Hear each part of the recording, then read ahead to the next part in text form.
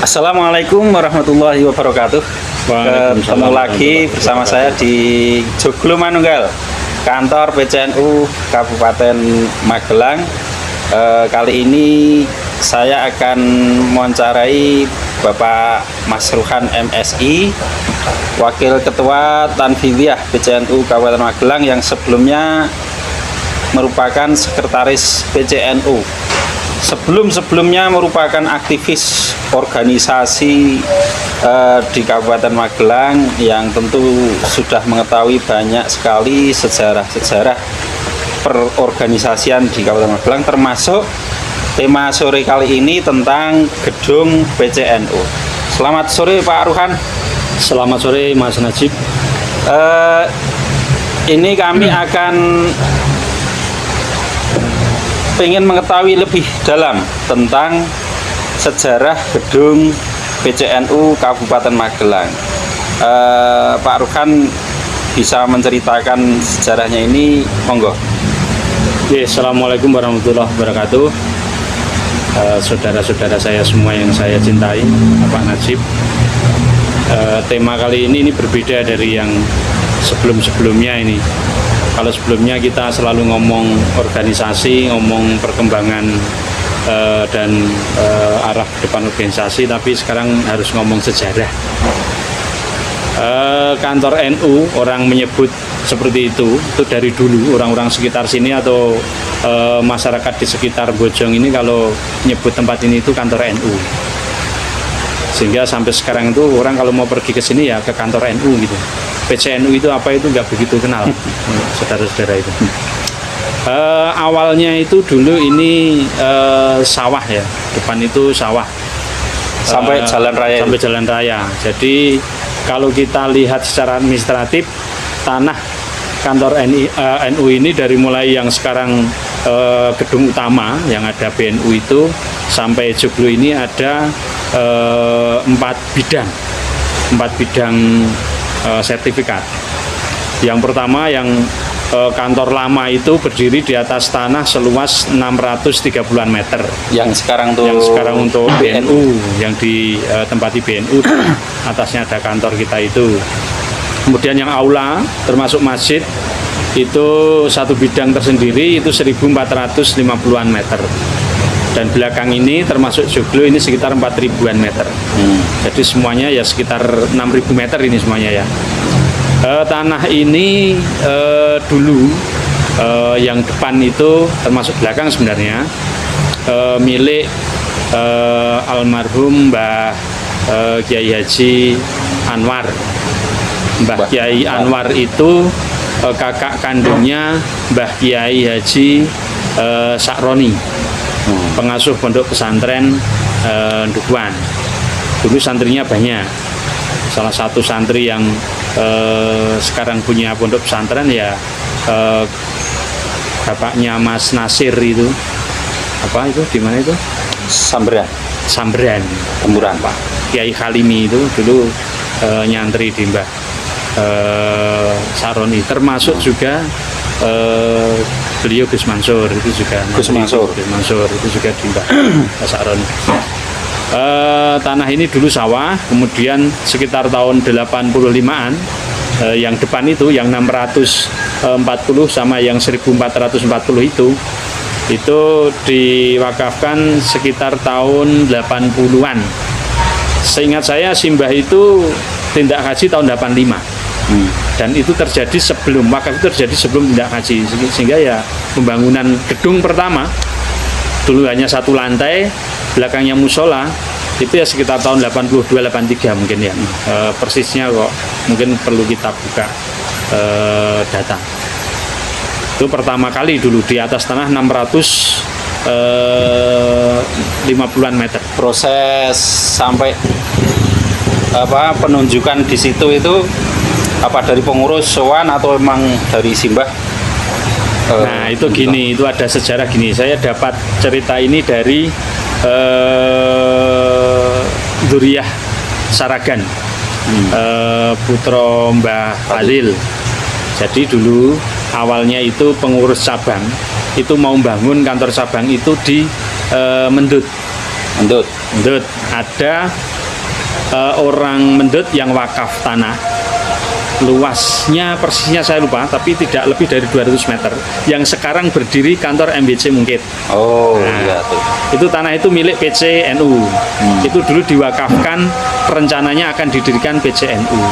Sudah berencana di sana, sudah diterima wakafnya. Waktu itu oleh Mbah Fadil almarhum, Mbah Kiai Fadil almarhum. Mbah Fadil dan Mbah Sakroni itu masih saudara juga karena berbesanan juga. Putra sepuh Mbah Fadil, Mbah Rofi'i itu mantunya Mbah Sakroni, dari putra yang sepuh juga. Itu setelah tanah ada, kemudian matur Mbah Mat. Mbah Mat Watu Congol. Mbah Mat Watu Congol, dan beliau kok ngendika kurang srek, kurang pas karena kok kalau di Mendut itu kok terlalu mojok ya untuk kantor cabang. Secara Lokasinya ya mungkin aksesibilitasnya juga waktu itu kan ya masih sepi sekali di sana. Sehingga ndawi pengurus cabang waktu itu untuk mencari tanah yang di pinggir jalan Magelang Jogja.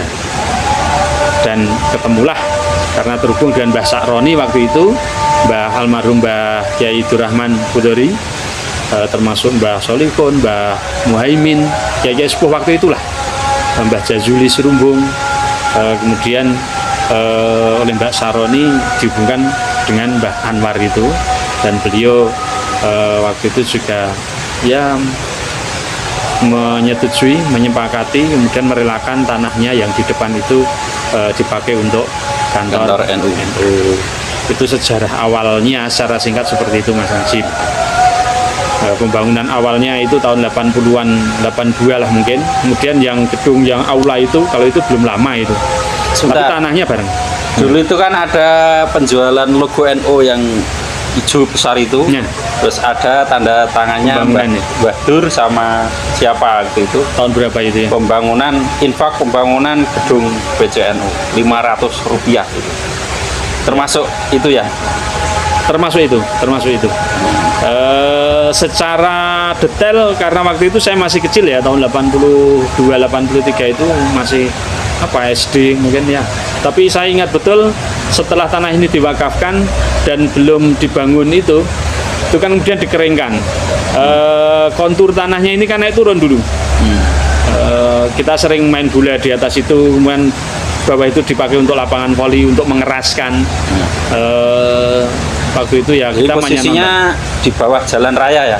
Sebuah jalan. Kalau yang atas itu memang sudah rata. Rata. Tapi yang bawah ini agak turun. Tapi yang nguruk juga itu banyak nguruknya. Dulu kita kerja bakti itu nguruki ngusung pasir waktu masih kecil itu ikut juga. Sehingga sekarang jadi seperti ini ya, prosesnya memang ya agak panjang. Nah, awal mulanya ya mungkin salah satunya seperti yang tadi disampaikan itu, penggalangan dananya ya dengan infak yang sekarang beberapa sesepuh masih pada nyimpan itu ya. Bentuknya apa itu? Logo NU bernilai Rp500 waktu itu ya. Sekarang sudah tidak bernilai itu 500. Itu secara historis seperti itu. Itu masih yang sebelah sini ya, utara ya, yang mepet ya, makam, ya. Kalau yang sebelah kirinya relatif baru ya. Sebelah kiri itu setelah itu tahun 2000 ke atas itu baru. Ini yang aula ini memang baru. Aula ini saya sudah agak besar kalau ini. Waktu peletakan batu pertama saya ingat waktu itu yang mujadai malam-malam itu almarhumah Mbah Jazuli Serumbung, dan yang ditanam di pojok itu sering saya sampaikan, saya yang megang itu waktu itu bukan batu tapi wungkal itu yang tempat dipakai ngasah peso atau apa itu alat-alat biar tajam ya. Mungkin semacam simbol ya saloko gitu ya, biar yang menempati itu tajam ya. Gitu. Dakwahnya makin tajam. Bisa jadi ya. Itu berarti sampai kalau masjid baru Ya, 2010 masjid baru kemarin itu ya. kesini ya. Kepengurusan almarhum Mbah Yai Afif kalau itu ya. 2013-2018 Ya. dan bahkan sampai sekarang masih berlanjut itu untuk penyempurnaannya loh. Kalau Iya, masjid kubahnya belum ada. kubahnya belum, yang kecil-kecil lah. Ini kesempatan membuka, masih menyisakan kesempatan kepada saudara-saudara untuk berinfak kubah. Biasanya kalau masjid itu pada rebutan infak yang di atas ini kok belum itu. Ada Ya. 4 itu kalau dalam desainnya yang didesain oleh Mas Anies itu kan atas 4 pilar itu kan di atasnya kubah kecil-kecil ini. Oh, ya. Belum selesai ya. Jadi gedung lama, aula, masjid. Masjid ya. Lapangan belum ya? Lapangan belum, Yang lapangan belakang. itu ya. Lapangan ini era kemurusan Pak Masun ya. 2013-2018 ya, betul. Pembebasannya. Ya, Yang ini 4.000 meter ya. 40 meter. Waktu itu urunan juga. Sama kita ya. Kekuatan NU itu kan ada di jamaah. Ya mengerahkan jamaah. Ini nguruk juga ya ini ya? Se-Indonesia Raya. Ini sebenarnya sawah sangat produktif ini, subur sekali sawah ini. Bahkan kalau digali, ini buktinya yang belakang itu dalamnya itu pasir purba, pasir yang sangat bagus karena dulu bekas aliran Merapi ini. Nah sebenarnya tidak diuruk pun sudah rata, cuman kalau dilewati kendaraan itu karena tanahnya gembur, Becek ya? sehingga dikasih, terutama yang pinggir-pinggir itu Tanda. dikasih ganda sama ya bekas-bekas Propos. galian-galian propos dan sebagainya itu. Ya. Dan seperti kita lihat bahwa sekarang sudah berdiri ada selain yang 3 tadi, ada BLK, ada PAUD, kemudian sini ada Joglo Manunggal yang sudah sering sekali kita gunakan untuk rapat-rapat dan pertemuan-pertemuan lainnya. Ya. Terima kasih Pak Ruhan, cerita ini sangat menarik sekali dari yang menyaksikan langsung, meskipun yang dulu-dulu masih capet-capet. Mungkin lain kali bisa kita gali dari para sesepuh Baik. yang lain. Ya. Matur nuwun Ya. Pak Ruhan. Ya. Ada closing statement mungkin? Ya, kepada generasi sekarang dan yang akan datang mungkin ini akan jadi apa istilahnya, dokumentasi ya. Mari kita teruskan, kita lanjutkan rencana dari para sesepuh yang ingin membuat tempat ini menjadi pusat beraktivitas bagi Nahdlatul Ulama di Kabupaten Magelang, apapun wadahnya, termasuk banomnya, lembaganya, dan semuanya lah kita teruskan, kita lanjutkan, kita rawat sebaik-baiknya, dan kemudian ya kalau bisa ya nanti kita kembangkan sampai ke belakang-belakang, sehingga kemanfaatannya itu lebih baik lagi. Dan mudah-mudahan kita berdoa bagi para sesepuh yang sudah berjuang untuk mewakifkan baik itu fisik, material, moral, ini bisa memberikan jariah kepada beliau-beliau, dan nanti kepada kita juga memberikan manfaat yang sebaik-baiknya. Saya kira itu Mas Najib. Ya, terima kasih, dan merupakan tugas kita bersama untuk memanjangkan, melanjutkan jariah dari beliau-beliau yang sudah mendahului kita, dan semoga apa yang menjadi amal-amal dari beliau-beliau yang sudah mendahului diterima di sisi Allah. Amin. Kita akhiri bincang sore ini dengan mengucapkan semoga ini semua bisa menjadi pengetahuan kita bersama. Dari saya kita cukup sekian. Wassalamualaikum warahmatullahi wabarakatuh. Waalaikumsalam warahmatullahi wabarakatuh.